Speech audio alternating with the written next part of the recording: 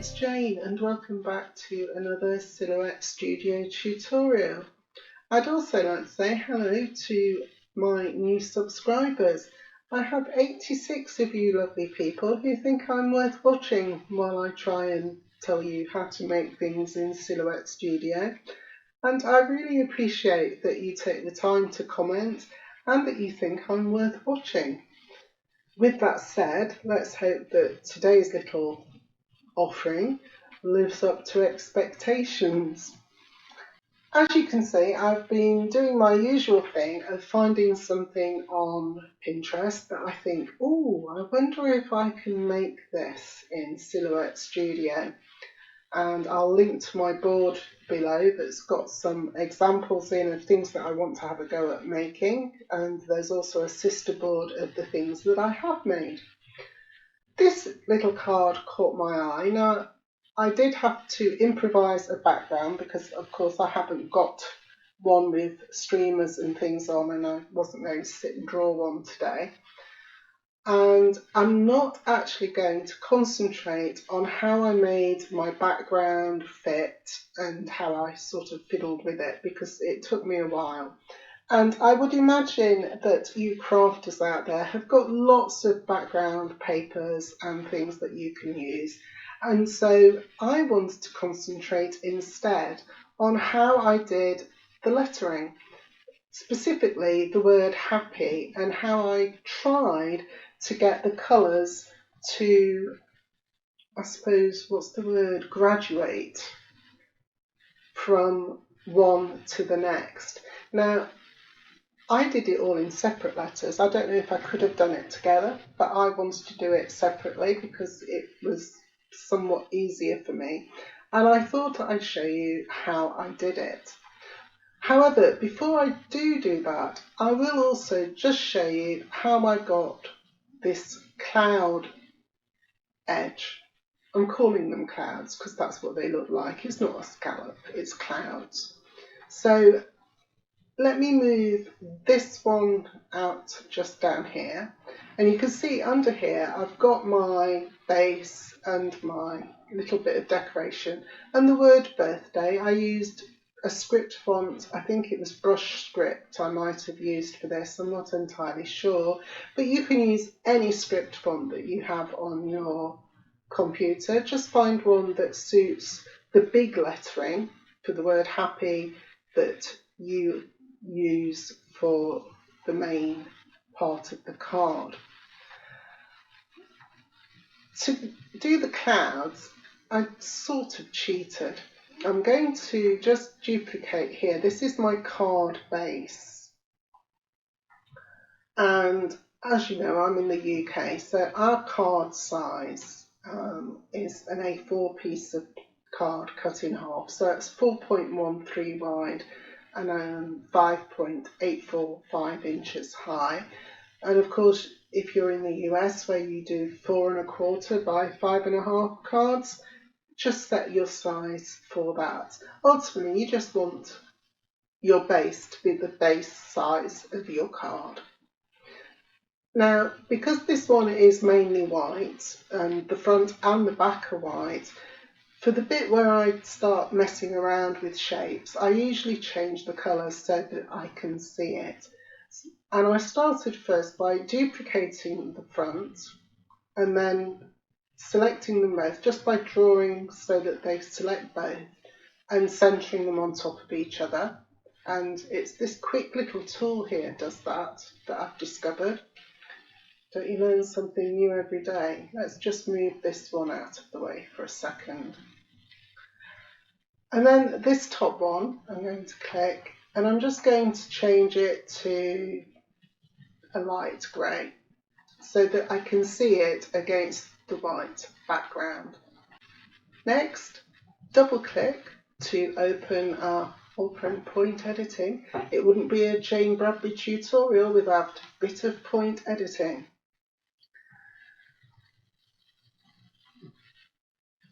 I started by clicking the top one. You have to try and remember where the lines, because we need the red lines so that we can add a point.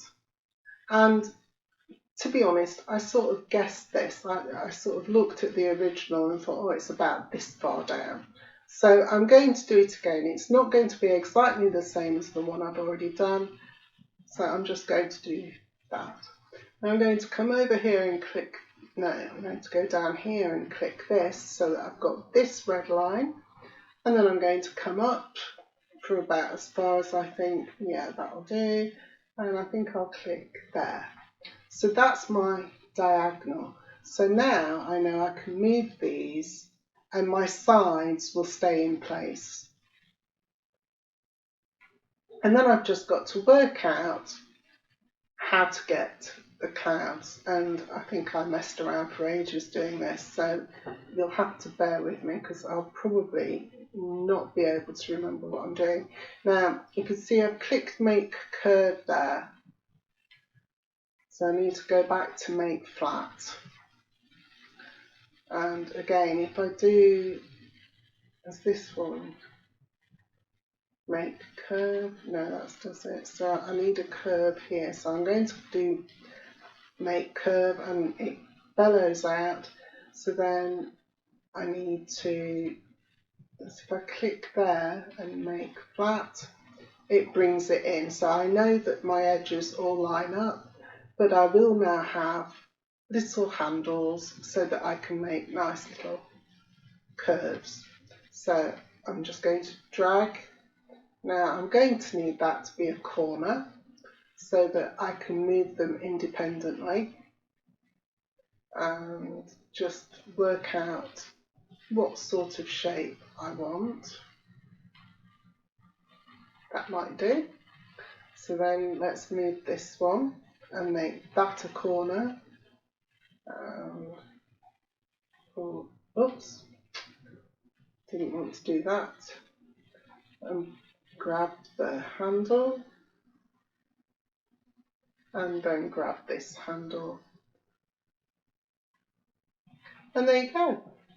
So you can make a really quick cloud edge that you'll be able to cut out and stick on top. It's not exactly the same as I've already done, but you don't need to see me fiddling with that. I'm sure you'll be able to do it and you'll have the images to follow if you want to.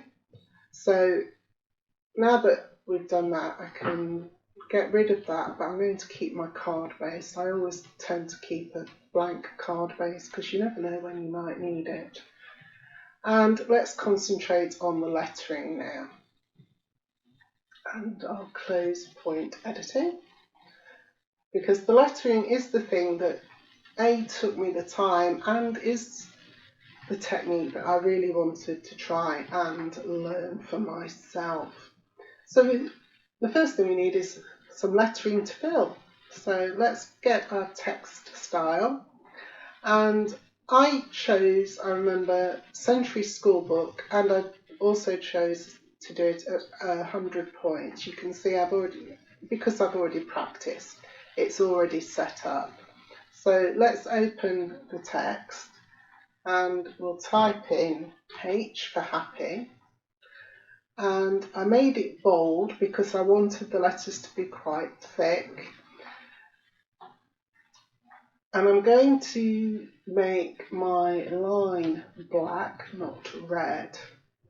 And then it's about the gradient. So I can actually come out and close my text style because I'm not going to be using that again. So let's move our H over here. So with the letter H selected, let's go to our gradients. And I chose just any to start with. I think I might have chosen this sort of turquoisey, greeny colour. And then I actually did the lettering before I did my background, so I tried to emulate these colours over here. So I want a sort of bluey, turquoisey, greeny, bluey turquoise, don't I? Now, the only thing I find is that this little window, this rainbow picker, is a bit awkward. I'd really like it if you could click in here and get, like you can get the dropper in the fill window and select a colour. I'd really like that because it'd make life a lot easier than trying to wiggle my mouse to just the right spot. I find it really, really awkward. So let's try that. And then this one, it was a very pale green that it sort of went to. So again, you just wiggle your mouse until you think, yep, I like that sort of colour. And I'm still not quite sure I like that. It's not dark enough. And it's not blue enough. Oh, that's a bit better. That'll do. Quite like that. Okay. Once you've done that and you've got your H, click on duplicate, move it across, double click quickly and type in A for happy. Then just select it. And now we want to make the colour meet here. So we need to change the angle. So if I change this to 180, you can see that my lighter colour there is meeting up. So that's sort of what I want. So now we've got that turquoisey colour and I want to be going to a yellow. So I need to be changing this colour over here, not this one. So let's go off and find a yellow. Oh, and that's not bad, I quite like that. Nice pale yellow. And then I can duplicate, move it, double click, type my first P. And again, I've got to change the gradient back so that the two yellows meet. So I can do that by typing 0 and pressing enter. And now my two yellows meet. And I want to change the turquoisey green to a nice orange. So let's find a nice orange that we like. What do you think to that? It's not bad, is it? Should we go for that one? No. Changed our mind. Ooh, a bit dark. Don't want it too dark, but I want it quite orange. Oh, that's better. Let's have that. And then duplicate again. And of course, don't need to type a letter this time. But I need to change this back to 180 so the two oranges meet. And now I'm going to a sort of orangey red. And so it's the yellow side I need to change this time. And let's go over here to this side. So where was the orangey red?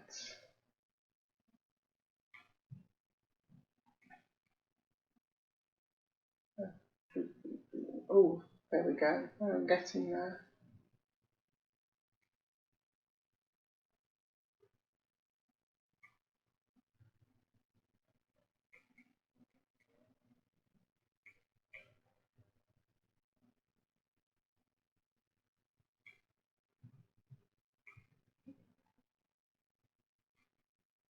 It's not quite the same, but it will do. And then I'm going to duplicate that, change the gradient back so it's opposite, press enter, so my two pinks meet. And this time I want to change this colour to a dark pink.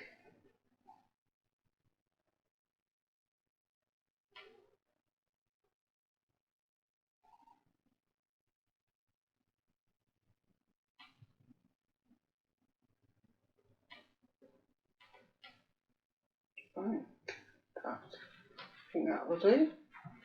And of course I need to change the letter to Y. So that's how you can do it. Now, like I say, I don't know if you can do it all at once. It is probably possible, but I think I got in a mess when I was trying to add colours in between. So for instance, if we have a go, and you can see it always goes back to blue, it doesn't graduate, so you still have to mess around and then change them individually here. So it would be the blue, and we change that to the turquoisey. And then it does that. That's why I didn't do it all together. Changes to black, and you can't see what you're doing, and you end up with a bit of a mess. So that's why I did it with individual letters. But it works, and I'm quite happy with that. And then all I did was move the letters up and put them where I want them. And of course, if you're not making a video, you can spend a little bit longer getting your colours to match exactly how you want them to match. I've actually probably been a bit quick because I don't want you to be sat watching me just wiggle things around for ages. You get the idea. It's really about giving you the tools to be able to go and do this yourself. And then we can put the P and the Y there. I haven't got my positioning exactly the same. You can never make things the same, but it'll do. You get the idea. I left my letters with the little black outline because I wanted them to have a little bit of definition against the white background. But what I think would be really great is if you left the cut line around the letters when we were first doing them, and you do your gradients as I've done, and then you make a copy of all those letters and cut out perhaps 2 or 3, maybe even 4, depending on how many you want, plain white ones that you can layer underneath so that you could give the letters the look of chipboard. I'd like to try it myself, but I'm useless when it comes to lining things up and putting them on top of each other. Maybe I'll have a go, and if I do, I'll post it on my blog or on Instagram, so if you follow me, you might see it. Or maybe I'll say at the beginning of my next video, hey, here's what I made. So if you don't see this card again, you'll know that I messed it up. That's it for today's tutorial. I'm going to go off and have a cup of tea and think about what I ought to show you next time. If you've got any ideas of what you'd like to see, or if you've run into a problem in your own silhouette journey and you think I might be able to help, then leave me a comment and I'll see what I can do. For now, until I see you next time, take care.